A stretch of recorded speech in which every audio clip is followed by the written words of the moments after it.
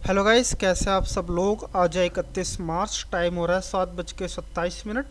आपके सामने बीटीसी का चार्ट खुला हुआ है। अगर मैं इसके टाइमलाइन की बात करूं तो ये चार्ट आप 5 मिनट के टाइम फ्रेम पर देख रहे हैं, लेकिन यहाँ पर मैंने सपोर्ट और जो रेजिस्टेंस ड्रॉ करा है ये 15 मिनट की टाइमलाइन पर ड्रॉ करा हुआ है। ठीक है, तो आज की समरी में क्या है, तो देखो यहाँ पर एक डोजी कैंडल में यहाँ पर क्लोजिंग देती है। ठीक है, एंड देन उसके बाद एक अच्छी खासी एक एक मारीबुजू कैंडल में क्लोजिंग मिलती है, जिसका मतलब है कि यहाँ पर जो बायर्स है वो काफ़ी एक्टिव है। ठीक है, और काफ़ी स्ट्रॉन्ग है यहाँ पर।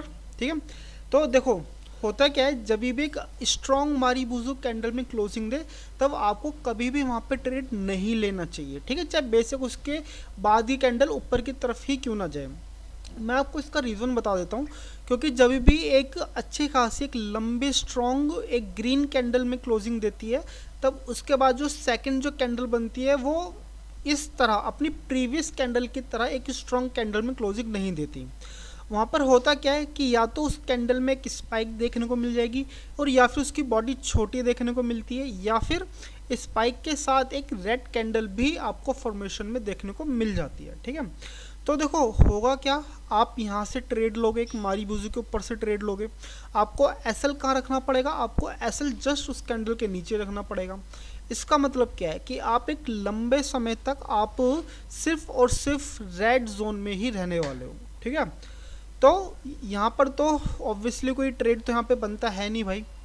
तो अगर मैं यहाँ पर डायरेक्शनल ट्रेड की बोलूँ तो भाई यहाँ पे कोई डायरेक्शनल ट्रेड नहीं बनता। ठीक है, मैं आपको जूम आउट करके दिखाता हूँ। तो देखो आप एक जोन में फंसी हुई मार्केट देख रहे होंगे। ठीक है, ये जोन कैसा है, ये जोन है 81,268 से लेकर के 83,211 पर। ठीक है, अब देखो होता क्या है, जैसे कि आपके सामने ये जो कैंडल जो क्लोजिंग देने वाली है वो एक स्पाइक कैंडल में क्लोजिंग देने वाली है। ठीक है, अब इसके बाद अगर आप एक ट्रेड ऊपर की तरफ सोचोगे, जैसे कि मान के चलो एक दूसरी कैंडल भी एक एक स्पाइक कैंडल के साथ बनती है, और रेड जो बॉडी है इसकी वो काफ़ी स्मॉल बनती है। फिर अगर मार्केट ऊपर की तरफ जाता है ना, तो आप अपना जो गोल है, जो एग्जिस्टेंस है, वो आप बहुत ज़्यादा लंबे दूर तक नहीं देख सकते। आपको एग्जिट इस वाले जोन में निकलना पड़ेगा, यानी 83,206 पे आपको यहाँ से निकलना ही पड़ेगा।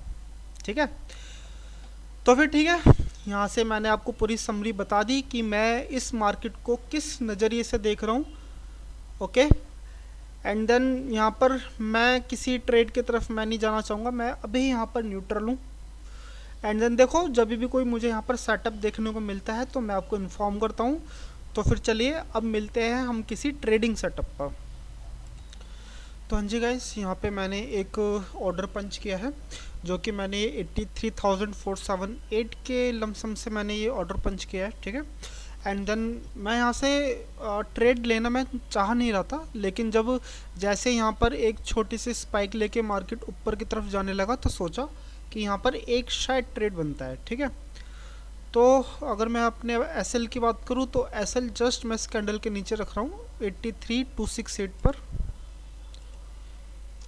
83,268 पर 1.7% का एसएल है। ओके, तो देखो यहाँ से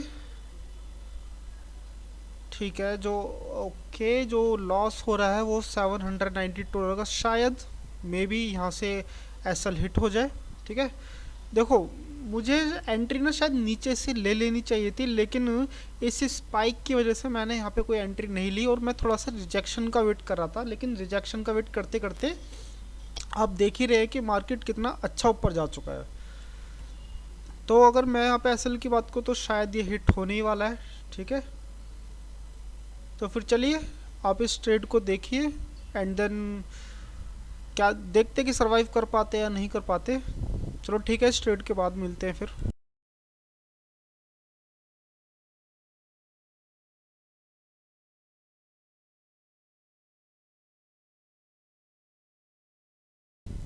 तो हाँ जी, यहाँ पर एसएल मेरा हिट हो चुका है। ठीक है, एंड देन ये ट्रेड सिर्फ एक फोमो ट्रेड था कि क्या पता मार्केट इससे भी ऊपर चला जाए, लेकिन जैसे कि जो प्रिंसिपल्स हैं वो मार्केट के बिल्कुल सेम है। ठीक है, चाहे आपको फोमो हो चाहे ना हो, प्रिंसिपल क्या कहते हैं कि जब आप रेजिस्टेंस के आसपास होते हो तो वहाँ से दूर ही बना के रखनी चाहिए। ठीक है, तो फिर चलिए आज के लिए बस इतना ही। अब मिलते हैं कल।